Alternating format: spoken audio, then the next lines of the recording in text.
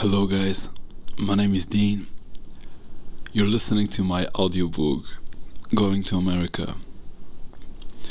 Chapter 1, Why?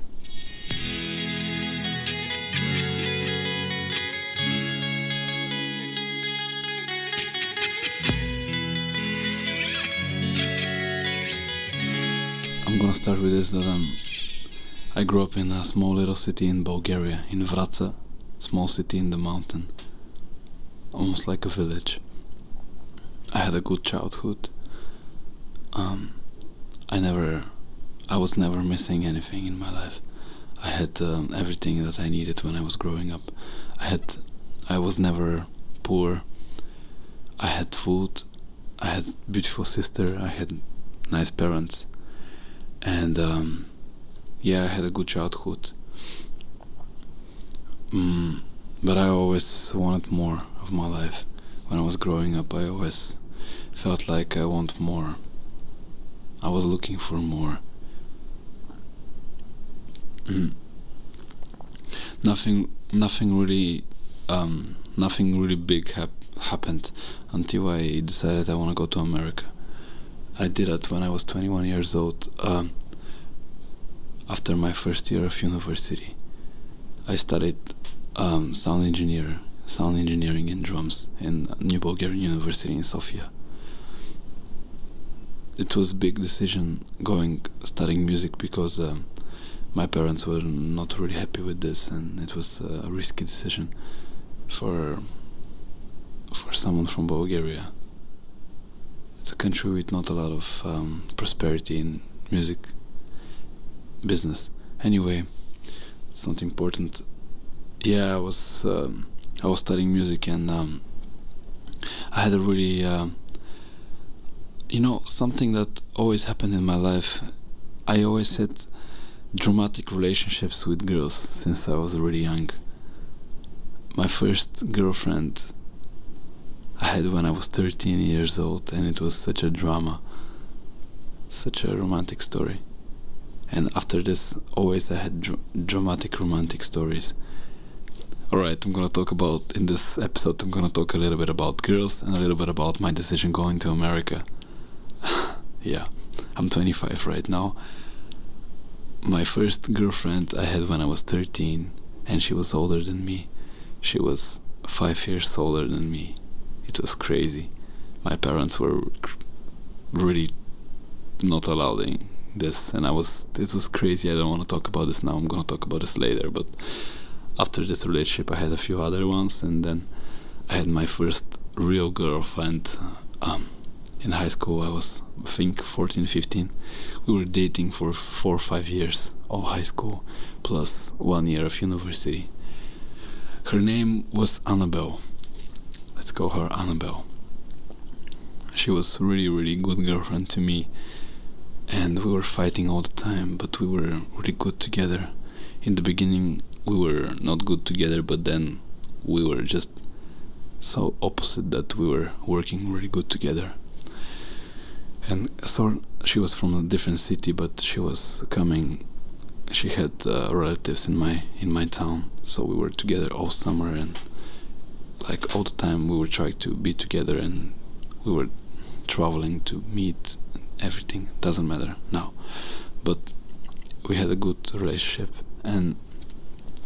But after this relationship, I had dreams for this other girl that she was in my city. I never did anything with her while I was with Annabelle, but I had some dreams about this other girl. Let's call her Alice. So Alice had feelings for me, and I had feelings for Alice, but we never actually did something. And after, we broke with Annabelle in my first year of university, because we were together for over 4 years, and we knew each other so well, and it was kind of getting a bit boring. We had to make a decision, either to get married or to just break up, because it was such fucking 4 years. We were so young. We broke up, and I didn't know what to do, because I was with a girlfriend for so long time, and I navigated my love to Alice, this other girl that I just had dreams for. And we decided to try to be together with Alice, but it didn't work out. It was so dramatic because we had a lot of hopes and dreams for each other, but didn't work out. So I was heartbroken for really bad after it didn't work out with Alice, and I was heartbroken for like a few months, like all winter. It was terrible. It was the biggest breakup of my life, you can say, the most dramatic one. I didn't know what to do. I was really in a down, and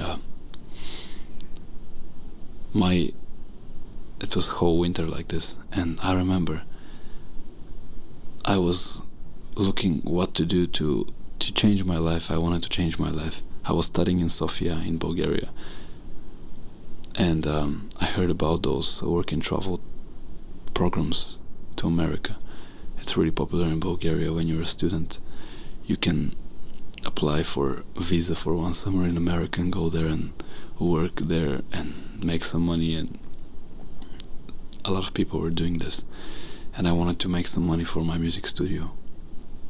And but the real reason was I was really heartbroken, and I wanted some change for my life.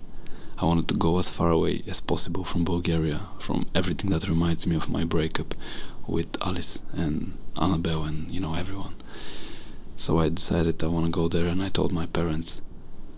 And it was a bit late, because usually you apply early in autumn, and it was springtime, it was February. So I didn't have a lot of options for places I can apply, but I applied and they accept me. And I was going to New York, to upstate New York, Saratoga Springs. I was 21 years old. And let's see how much time.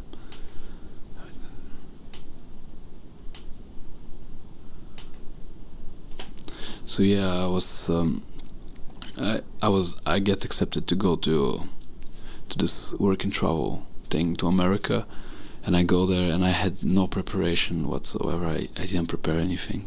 I didn't. My English was really bad, and my only idea was like, I want to go there, I want to make some money, I want to work hard all summer, be away as possible from Bulgaria, and change my life. This was my idea. And my job was really shitty at golf court. I was cutting grass. I was about to go and cut grass and work on a golf court. And it was a bit of a risky decision, because I didn't know anyone in America, and it was just like my first time going on my own. And it's not a big deal, but anyway, I had to reschedule my university and to finish a bit quicker so I can travel there. And it was I was really lucky. I kinda get the best deal possible in the last moment. Like, I remember when I went to get my green visa to go to America first time, they didn't give it to me because I looked a bit crazy, I guess. But it's a different story. I went to American government, the embassy. I had 2 knives with me. Because I was a lot into camping in this time, so I always had my camping equipment in my backpack, and I forgot that I had 2 knives in my backpack.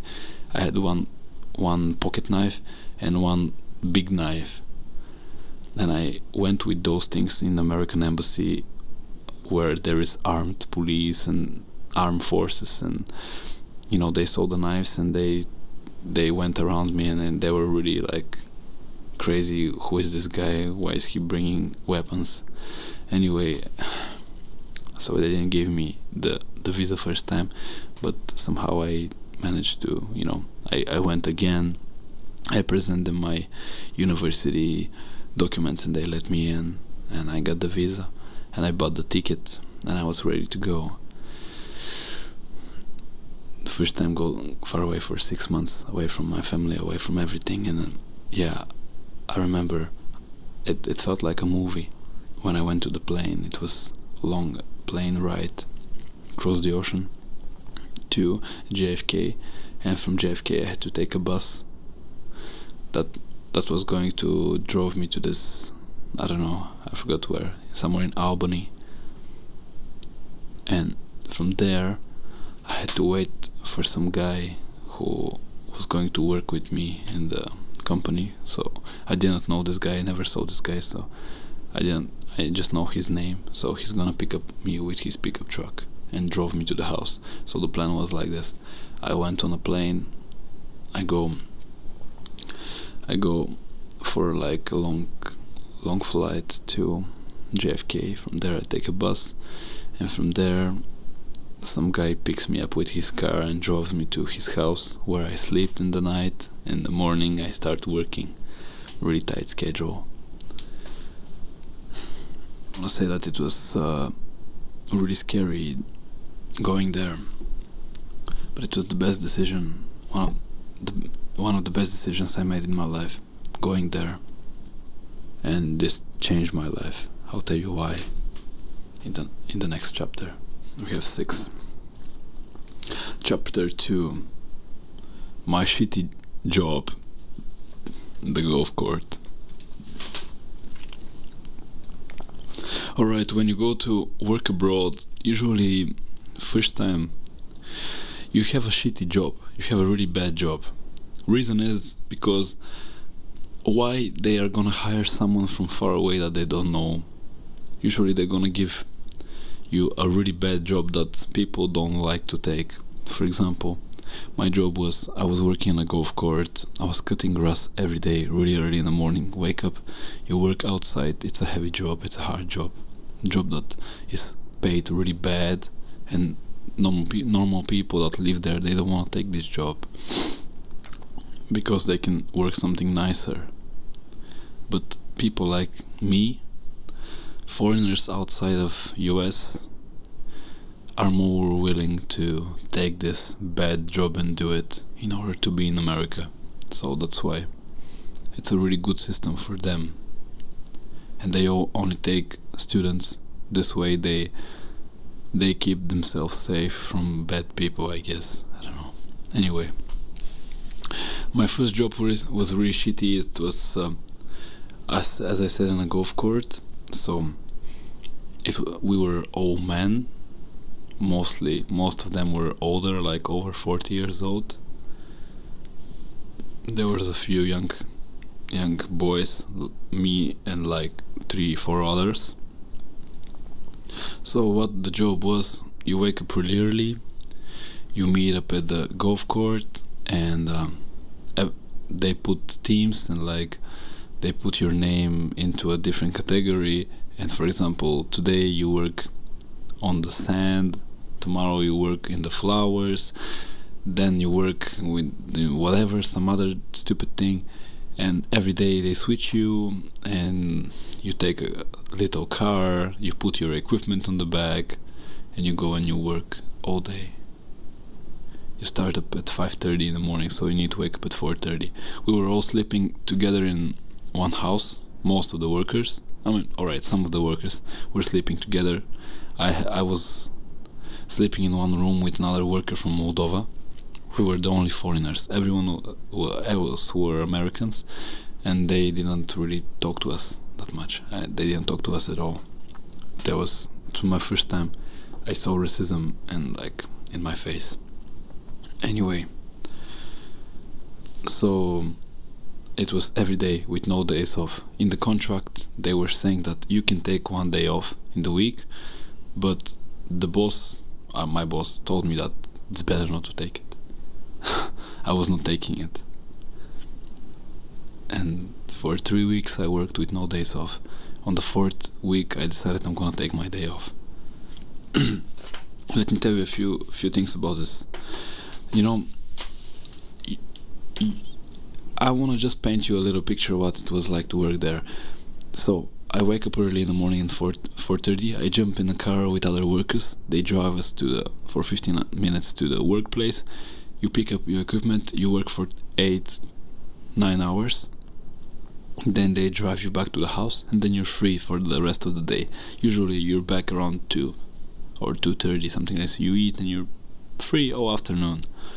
And then the next morning, again, you wake up really early, you go to work, you cut grass, you're like broken from the whole day, and then you finish, and then you go back. In the weekends, it was a bit less hours, like 4 or 5 hours, something like this. And you get paid €9 per hour, $9 per hour, or something like this. And they were taking money for the housing out of our paycheck. So the room I was sharing with another guy cost me $120 per week. A lot of money, right? And it was, no one was nice to anyone. Like, everyone was rude to everyone. It was a bad job. It was made me really sad because I was not speaking to anyone on the job, and my English was really bad, and like I was getting like pushed up by other people, and they were talking shit about me, or they didn't talk to me, and I was getting depressed because in Bulgaria, even though I had a bad breakup, I had a good life. I had a lot of friends, and I was doing music, and I was traveling, and I was having a good life. And then in America, I was having a shitty job, and it was hard stuff, And every day I was I was thinking what I want to do. What is my dream of my life, what I want to do, and how I want to make music, And I was thinking about this girl, of course. And I was slowly getting worse and worse in my job. I was not good at my job because I didn't like to do it, and when you don't like to do it, you just do a shitty job. I was only thinking about music, and I remember I was watching a YouTube video one time about this street drummer who was playing the buckets, and I was like, shit, I want to do that. And I saw some buckets on my workplace, and I asked my boss, can I take them? And I washed them and I took them home because they were in the garbage. And I took my guitar and my drumsticks with me in America, but I never used them for like 1 month. And I took those buckets and I tried something in the house, and immediately they yelled to me to shut up and to stop drumming. And I took them outside of the house. I took one bicycle and I went to look for a place I can play my buckets. I went to the park, Congress Park. I forgot to mention the city was called Saratoga Springs, the city I was living in. And I went to Congress Park, the park in the city. It was a small, beautiful city. And I started playing the buckets, and this is where I met my first friend, Jeff. First friend in America. And Jeff was 20-year-old boy with dressed like a rapper, with a lot of tattoos, talking really, really cool in a cool way, really laid back, and he was really cool. He was like, "How are you doing, man?" Blah blah blah. He said, "What's your name?" Blah blah blah. He said, "You should come and play on the street." I was like, "Yeah." And I remember I took my buckets to the street, and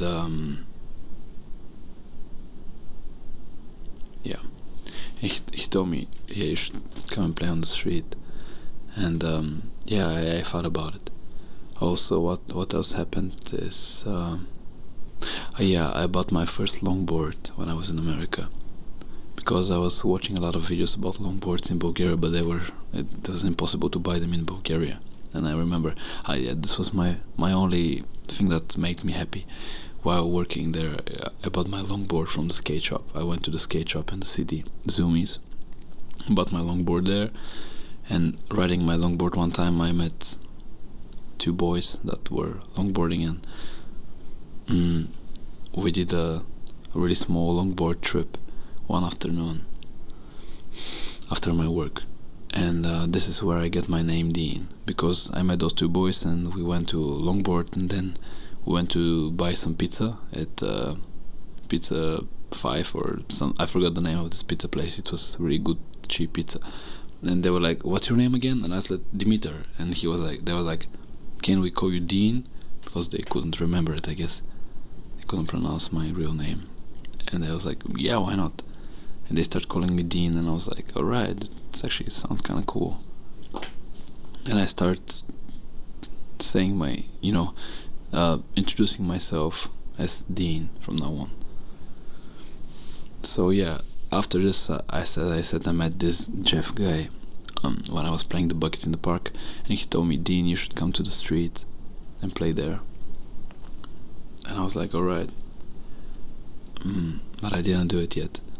Next time I went with my guitar in the park, and this is where I met Will Wojenski.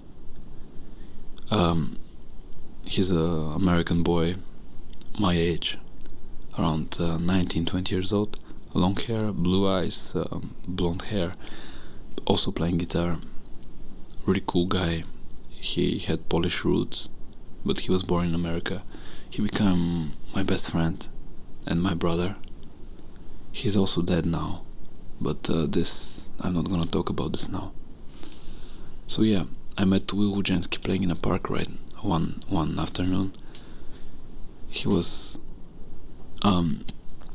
really, like, we connected really well. On this first meeting we played some songs together, and yeah, I remember I felt really good playing with him, and we exchanged contacts and so on. Next musician I met was called Stan Said Wiz, really cool busker. He was the first musician I met that I was like, fuck, this guy is so good. He was singing and playing songs on the guitar, and I started drumming. I just heard him playing in the park, and I just took my drumsticks out and I started drumming on top of my notebook, and we just became friends, and I became his drummer. Actually, I just went and took my buckets and we practiced a few songs, and we went to perform them on the street. This was my first time going on the street with him. He was playing on the street every day. He was full-time musician, playing on the street and living, I don't know where. I think he was living in a homeless shelter.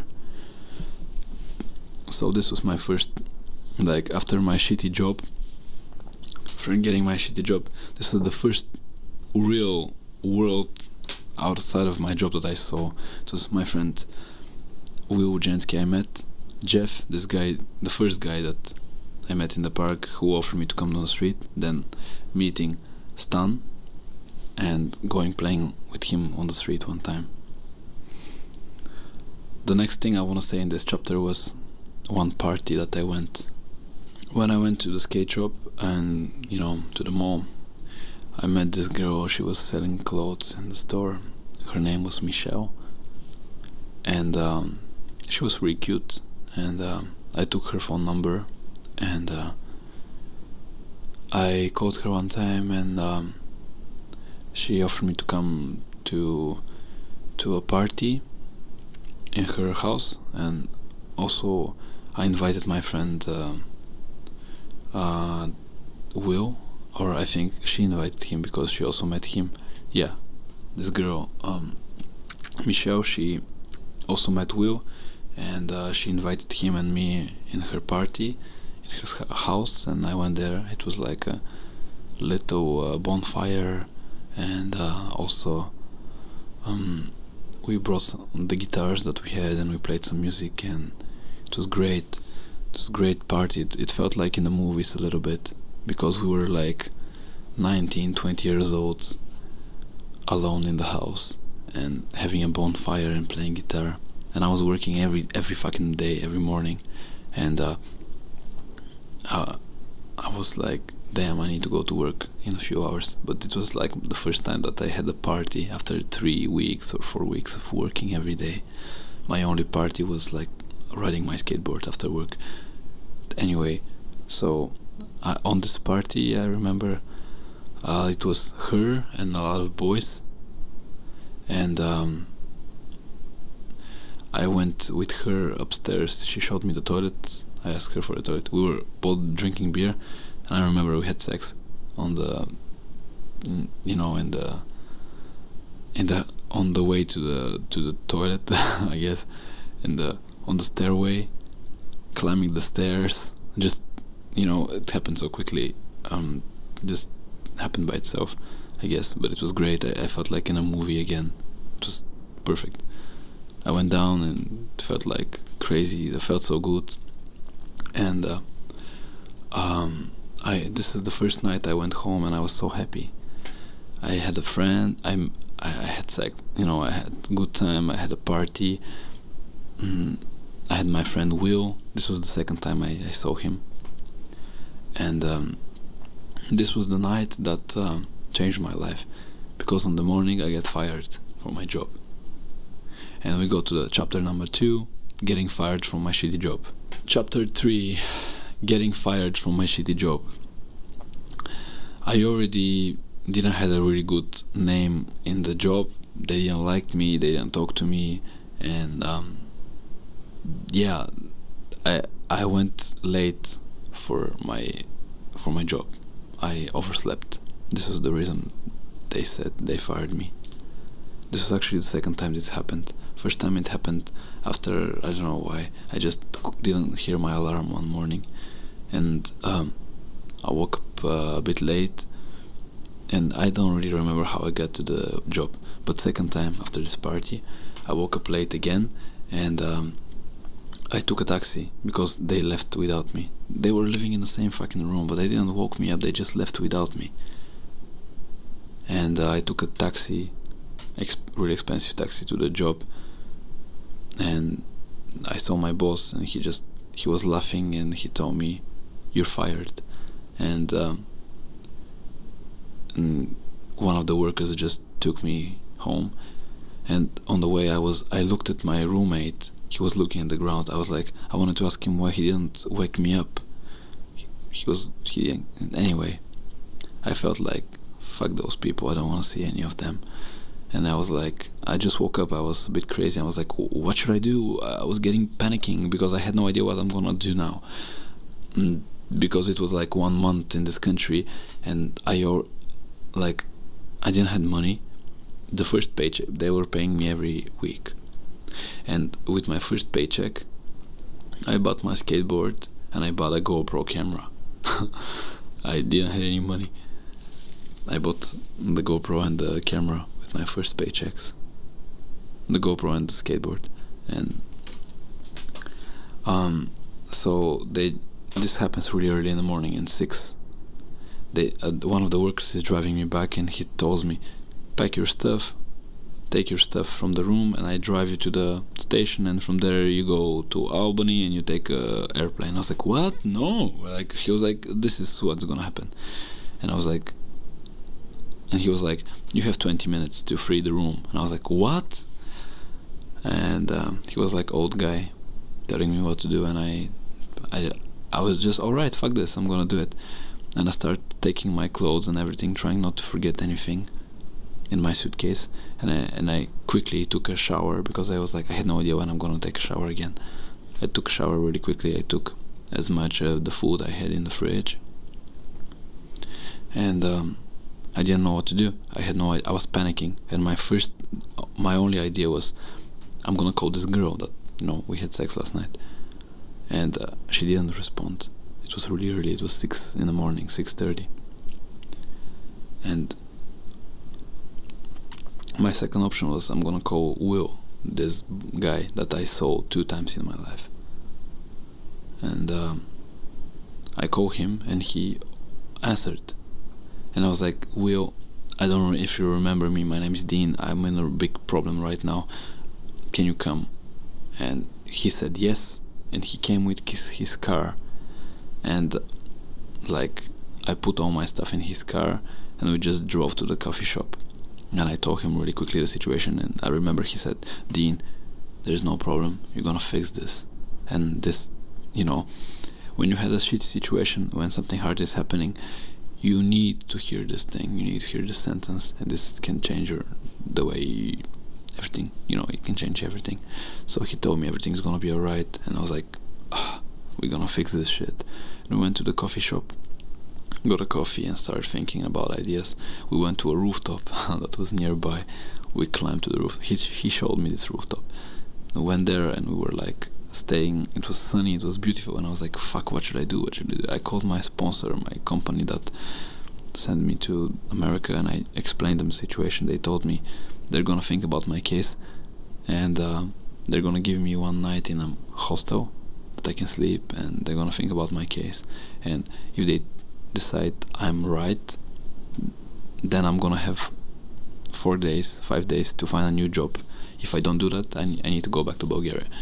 If they don't take my side and take the side of the company, then I need to go back anyway. I was like, alright. And I had no idea what's gonna happen. And this day it was really hard. I went to sleep in this hostel. I had no idea what's gonna happen. In the morning I called them and they told me that they give me one more chance, and if I find a new job I can stay in America for the rest of the summer. And I called Will again, my friend, and was like, what should we do? And he was like, he also came to America, he also came to Saratoga to find a new job and to change his life a little bit. So he was like, Dean, we're gonna find jobs together. And we went to the library, and I wrote a fake CV with fake information about me, like places I worked in my life that I never worked those things. But the easiest job that you can find is a job in a bar or in a coffee shop when you're like 20 years old. And I made a CV that shows that I worked in places like this in Bulgaria. Of course, I put phone numbers and names of restaurants that didn't exist, or exist but I didn't work there. And I printed CVs and I put them in bags, and I put some nice clothes, and I started walking places that I can, that can hire me. I walked all day and gave so much CVs, and no one liked me, no one wanted to give me a job.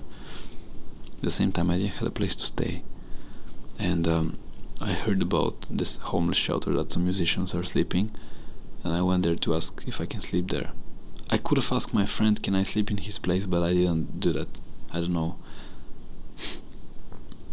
They took me to the homeless shelter, and now I had a place to sleep. And my idea was I'm gonna sleep there just for 1 weekend before I find a job, before I find something better. But I'm gonna talk about this later. So a second day of trying to find a job, I was a bit depressed because my friend Will, we were in the beginning going together, but then we separated and everyone goes by himself, and he found a job, but I didn't. And the second day I was going by myself again, and I met my friend Will, and he was like, Dean, it's gonna be alright. I walked all day, I went everywhere, every place, every city, every place with people. I went to check if I can work there. I remember going to every shitty place, and I was really crazy in the end of the day because no one said yes, everyone said no.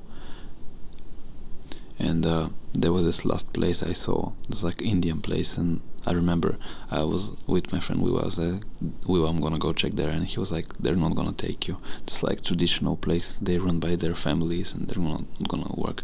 I was like, I'm gonna go, and I went there, and I talked with them. I talked to the manager, showed them everything, and they said come tomorrow, and they took me.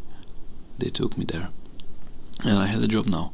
I started working there, and with this job I was able to get proper documents and to stay in America.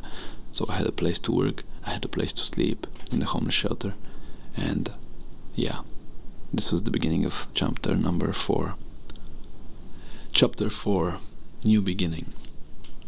Alright, what's happening now? It was second month in America. I had a new job working in an Indian place. I was sleeping in a homeless shelter, and yeah, it was crazy. So it was not allowed to sleep in a homeless shelter with my visa. I remember I first asked my company if I can sleep in this hostel shelter that is in the city because I cannot afford normal place, and they said no, you are not allowed to sleep there. They said find somewhere to sleep with your friends for beginning, and then you find a normal job and you submit this address. And I was like, okay. And I gave them fake address. I gave them the address of this girl that I slept with, and yeah, In the homeless shelter I was paying 10 euros every night. It was 70 euros per week. Yeah, so how was it like to live in this place? It was really hard to get in there, also because there's only limited spaces. There were like 30 spaces for boys and 15 for girls, something like this. It was like a big house, and it was separated. First floor was for girls, second floor was like kitchen and like common rooms and like TV room and library and blah blah blah, and third floor was for boys. There was like 4 people in one room. There were 2 bedrooms on every floor, or 1 bedroom, something like this. And there was also a washing machine, there was kitchen, and you were allowed to eat for free. All the food that is in the shelter is for free. You cannot, there was a curfew. You need to leave the place early in the morning, like in 9 is the latest you can leave your room. You need to clean your room and leave it, and you can come back at 5 in the afternoon, and you need to be back before 10. If you're not back in the night, you lose your place there. And also they check you every night for alcohol and drugs. Like, you blow into this machine and checks if you took any alcohol or drugs, and if you took, you cannot stay there. And you pay every night 10 euros. Also, every morning you had to work something for like 15 minutes in the shelter. There was a board with the names, and they changed them. For example, one morning you need to clean the floors, the other morning you need to cook breakfast for everyone, then next morning you need to clean after the breakfast, next day you need to, for example, take out the trash of the whole house, or you need to, I don't know, things like that, make the dinner or some things like that. So every day you need to work something in the house. It was a good idea because it was encouraging people to wake up early, to go to sleep early, and to work. And also you had to meet a psychologist once a week to talk about your life. I didn't go to this because they saw that I'm okay.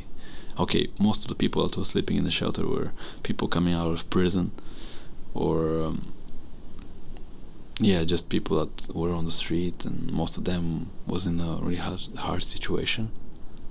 And I was like the only person there that was not coming from prison or crazy or, without anyone. I didn't have money. I was just poor, and I was by myself, and they took me. Also, you're allowed only to live there for like 1 month or 2 months, then you cannot leave anymore. But anyway, I'm gonna talk about this later. So how was my life there? I wake up early in the morning from the shelter, and I do a little job in the shelter. I clean up, blah blah blah. Then I took all the things that I need for the day, which is my laptop, my GoPro, my skateboard, my guitar, and my clothes for the job. For the job in the restaurant, I had to have like clean shirt and like normal pants and blah blah blah. And I was working in the restaurant in the evenings from 5 to close to 11. So I took my stuff from in a backpack, plus my skateboard and my guitar, and I go to the coffee shop. I get a coffee for $1, and I was reading the internet. I was writing in my journal. I was planning my life, learning English. And then I go to the park and play guitar and work on my songs. Then comes lunchtime. For lunch I go to the church. In the church, there was a church there that was free. It was free lunch in the church, and I saw that other musicians are eating there. I met there was a lot of musicians coming to Saratoga because it was such a rich city, a lot of tourists. And I was learning how they live their life, and I was living also like them. Anyway, I go to eat in the church, then I have another 2-3 hours in which I go to the park and practice guitar more, or practice guitar or make videos or ride skateboard. Then I go to work in the restaurant for 8 hours, where I was cleaning dishes. Then they put me in the front because I was tall and white, and I don't know, because I guess they decided I can present well. And I was putting people on tables and cleaning after them and taking orders and bringing back things. And after I was allowed to have a break that I was eating one time, and also in the end of the job we all get together and eat together. I was working with people from India and people from Mexico. They were really friendly and really nice to me. Really, really friendly. All of them came from hard families, hard situations, poor countries, and they were really nice to each other and really nice to me. They treat me like a brother. All the Mexicans, they were so amazing, so nice, such a nice boys.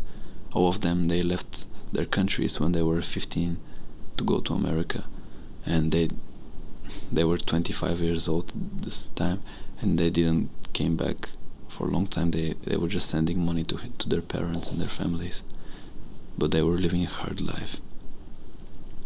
Anyway, after finishing job, I usually go to the street and listen to some street music or play some street music, and I start making videos.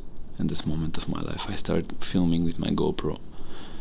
I start my YouTube channel called 2 Buckets Street Channel, because this is all you need, 2 buckets. This is all I needed to go on the street. I took 1 bucket to play on and 1 to sit on. This is all you need, 2 buckets. And the idea of the channel was to film street musicians in Saratoga and their stories. Like, I filmed 2 songs of people and a little bit of story, and I uploaded it in my channel. I remember I had this idea to make it really big. I made a logo on Photoshop. I had the watermark. I had a Facebook group, a Facebook page, and blah blah blah, everything. So basically after work I was filming musicians. I was coming home late. For me, they make a change in the, like, they allowed me to stay a bit late because I was working till late, but I was not able to stay that late, because if I stay too much they're gonna question it. They're not gonna let me live there. So, but yeah, I was usually coming back around 1 or 2 in the night in the shelter. I take a shower, I eat, I go to sleep. I wake up at 6 or 7. This was the first time in my life that I started sleeping less hours. I was sleeping like 4 or 5 hours every night. And I wake up early to do the job. I pack food, I make sandwiches for the day. And I had to leave the shelter. I go to the coffee shop, I started working. So yeah, my day was, after wake up in the morning, go to the coffee shop, edit the videos from last night that I made, and read and plan my life, and drink coffee, edit videos, write songs, then go to eat in the church. Then I go to the park. Sometimes I take little naps in the park, like 1 hour naps, 2 hour naps before my job, because I was so tired all the time because I wasn't sleeping enough. So I take a little nap. I wake up at 3, try not to oversleep, because if I miss my job, my only chance. I go to work, finish the job, go to the street, and then go to the shelter. The only problem with this life was that I was not getting enough money, because they took me only for part-time in the beginning, only Friday, Saturday, and then Sundays, sometimes Fridays. So I was not working every day. The problem was, with this hours, I was getting just enough money to pay my shelter. I was eating for free in the shelter and in the restaurant in the church, but I was not making anything more, and it was a problem because I came to America to make money, and everyone was making money. I was not making money, and I started looking for a second job. I was not busking full time yet. I went to the mall, and I asked in a skate shop because they were already friendly to me. I bought their skateboard from them, some clothes, and I asked them, where do they think I can find a job? And they told me, why don't you try here? And I was like, wow. They said, we're hiring.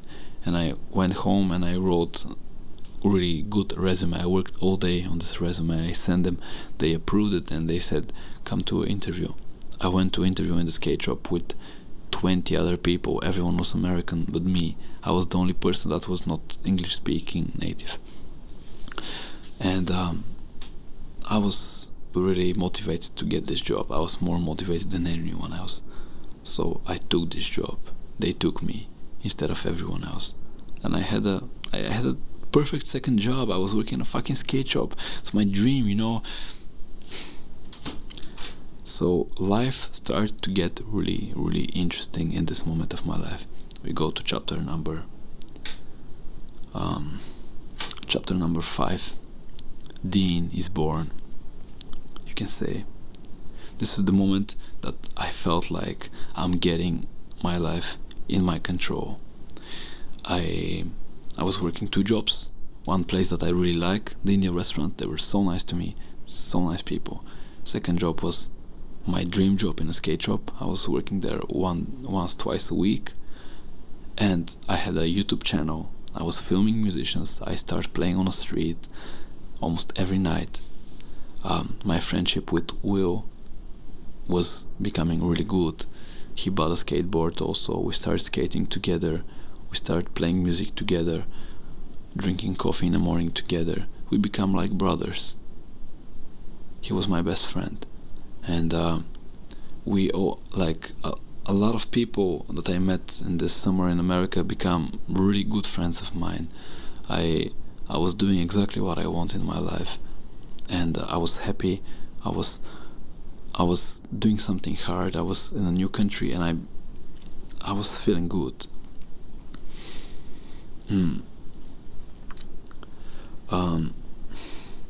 This moment of my life, I met a really sweet girl. I'm gonna call her Clara for this audiobook. She was a musician. She was a singer, guitar player, and she was a friend of a drummer that I met, and we talked one time and we exchanged contacts, and one time I called her on a date, and we went on a date to a park, and it felt really good. I kissed her on the first date, and yeah, we became we started dating. Before her, a lot of crazy things were happening. The summer was crazy, a lot of people, and I had a lot of crazy situations before that. I'm not gonna get into that much details, but for example, I was going to rooftops all the time. I was meeting some girls playing on the street, and I was taking them to the rooftops, and having a good time. And also I was riding the longboard a lot. I was riding faster and faster every time. I was getting really, really brave in my thoughts. I didn't care about anything because I had a really hard breakup that led me to America, and I had hard moments, and then I went over them, and this made me really brave. I felt like I can do anything in my life, that everything is possible. Also, a few things happened that changed. Like I met really amazing people, really nice people that supported me and became my friends without knowing me. And a few times I made really good money with the music for the first time in my life, and life was good. Life was feeling really good. And then I met Clara, and we dated a few times. It was really nice, and slowly the summer was getting to an end. I did a few trips with some boys, some friends. I went with Will to different city. We were hitchhiking, we were busking, we were making videos, We were meeting people. We were meeting girls. We went to a college that's nearby to meet girls and to play music. I met this girl there. He didn't anyway. Then he met his first girlfriend, I think,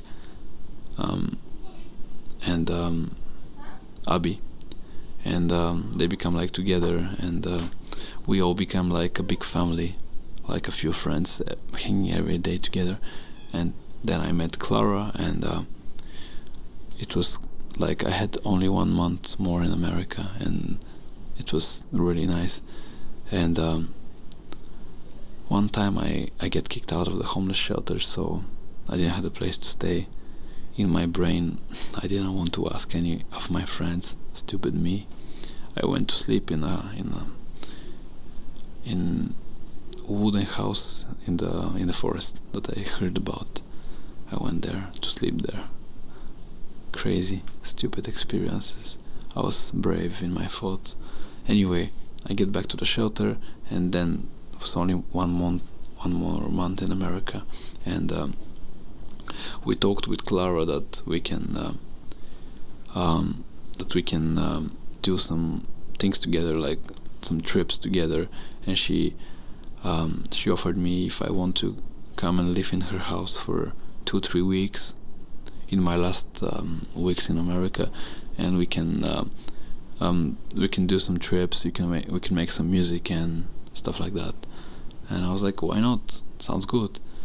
And she was working in a pet store. She was, selling stuff for animals. She liked animals a lot. She was living with a lot of animals in her house. She had a house. Everyone has a house in America. She had also a roommate. This guy, who he was riding a longboard also. He was really good at this and serious. Also, Clara had a music background. She had all the instruments in her house. She had a basement with drums and guitars and amplifiers and banjos and everything, everything you can think of. She was working in a cover band, traveling around America, making shows before her job in a pet store. Anyway, I moved with her for two weeks after the homeless shelter. I remember before moving with her, I had this like last days with my best friend Will, and it was so dramatic because he was the guy that saved my life. He saved my life a few times, but he was the first person who, if Will was not there, this summer was not going to happen like this. He helped me when I didn't have anyone, and we were so close together, and it was really hard in the last days. We spent all the time together. We tried to not be dramatic about it. We were like, it's all good, yo. And I remember last time we went to the first rooftop that we went on when I get fired, and he came to meet me, and we smoked a cigarette, and we were silent. No one said anything. We were just sitting next to each other, being silent. And I felt like this is the last time I'm gonna see him, and he felt also. And we were like, it's all good, man. Trying to make it like it's alright. And he left, I left, and I went to meet Clara. She came with her car. I took my bags from the homeless shelter. I came in her house, and I spent 2 weeks with her. We were making music every day. She took some days off work to hang out with me. So nice. In the few days that she was working, like for those 2 weeks, maybe she worked 2 times or 1 time, I went to ride skateboard with her roommate. He was really cool. Or I went to Albany to explore the city a little bit with the bus. And we went to this abandoned hotel, first to explore by ourselves. It was really scary. I think I'm not gonna go through this a lot. And second time we went with other musicians, friends of ours, and we made a music video about the musicians. And it was also a really crazy experience, like big car with a lot of people, or 2 cars I think we took. 1 car with equipment and 1 car with people. We all were dressed for the music video.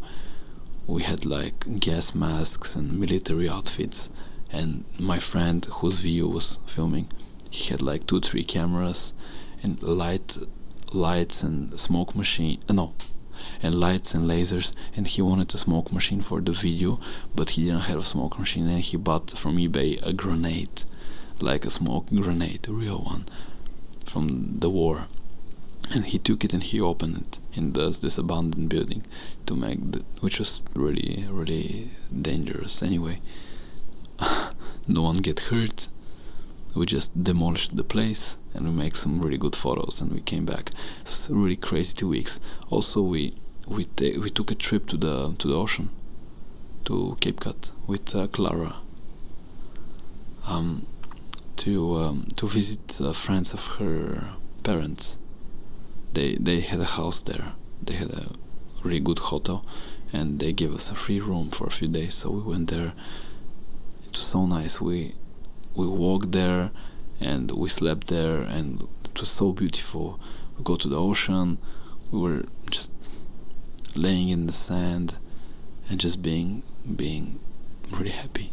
And also we did a trip to New York City with Clara, again for 3-4 days. To visit another of her friends. She lives in New York City, and she gave us her apartment for a few nights, and it was such a great thing for me to be there and to walk on the big cities of New York City and to go to the bridge, and such a big experience. And yeah, for those 2 weeks a lot of things happened. So what actually happened in the summer was that I packed so much experiences in those 6 months, so much experiences. Everything was changing so much, and because I didn't have that much time to experience everything, I was packing everything really compact. I was trying to live my whole friendship for a few nights, my whole relationships for 2 weeks, like everything, like it was really strong. And I remember when the 2 weeks ended and I had to go back to Bulgaria, to the airport, and it was so hard to say goodbye to Clara, and I was saying goodbye to the whole country, to America, and we were both crying. And yeah, and this is the last chapter of this book, Going to America. Last chapter is coming back a different man. I came back with totally different. I had a new name, I had a new language. I was thinking in English. I started writing in English in my journals. I had journals for 6 years. I started my journals when I was in 11th grade in high school, and I was writing in Bulgarian, and I started writing in English this summer. And what changed me so much was that I went over my fears, and I saw that everything is possible. I saw people around me living really hard life, being nice to each other, being free. I made $150 for 2 hours of playing music on the street one time. I remember one time, one kid who saw me playing on the street a few times came to me and gave me $100 because I'm doing my dream, because I'm following my dream. Things like that. I met amazing homeless people. I met amazing girl that I did trips with and I made music with. I also did a lot of other crazy things that I'm not gonna talk about everything. But yeah, I did things that I was only dreaming about. I did things that I only watch movies about. My life was music and skateboarding and meeting girls and meeting friends and being free, totally free. I was totally free. My friend who was playing on the street, he made an album with his phone, playing mandolin, and he got signed up from a record company because of his album he made with his phone. This was so different than my life in Bulgaria. in Bulgaria. No one was doing that. And I saw all of those, and I was part of everything. And I believed in myself in the summer. I believed I can change everything. I can do anything. Came back to Bulgaria a different man. And I started writing my first album. And this is the end of the book. So it's a life-changing experience to go to a different country, and I advise everyone to try it. For me, I came from a more poor country to a more rich country, from country with less opportunities to country with more opportunities. But if you are living in a country with a lot of opportunities, it's gonna be life-changing experience for you to go also to a country with less opportunities. It can even be even better. So the idea of this is you need to do something scary. I did a lot of scary things, scary for me, on this summer in America. I did a lot of things I believed I will never be able to do. When I went to America, I went there with a lot of sadness from this breakup, and with a lot of fear and a lot of anxiety, and I was not brave that much. I mean, I was brave because I took the decision, but when I came back from this, I believed everything is possible, and my life changed from this. I changed my friends, I changed everything when I came back, but it's another story. There's so many stories. Do something that you're afraid of. If thinking now why this book can help someone, maybe it can inspire some of you to do something.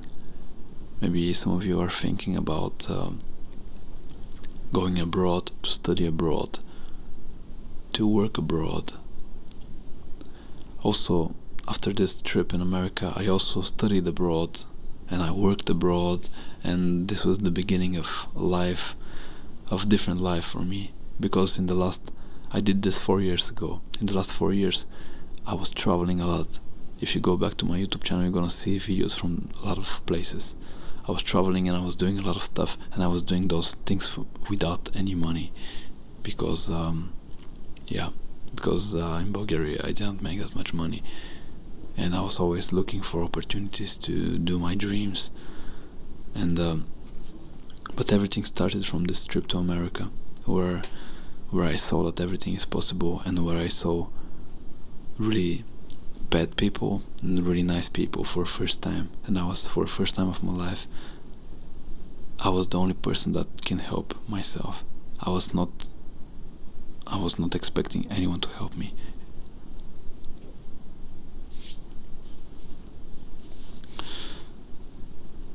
Go and do what you love and take risks. That's the point of the book. It's already 1 hour. If you listen to the end, thank you so much for listening. And see you later. Dean.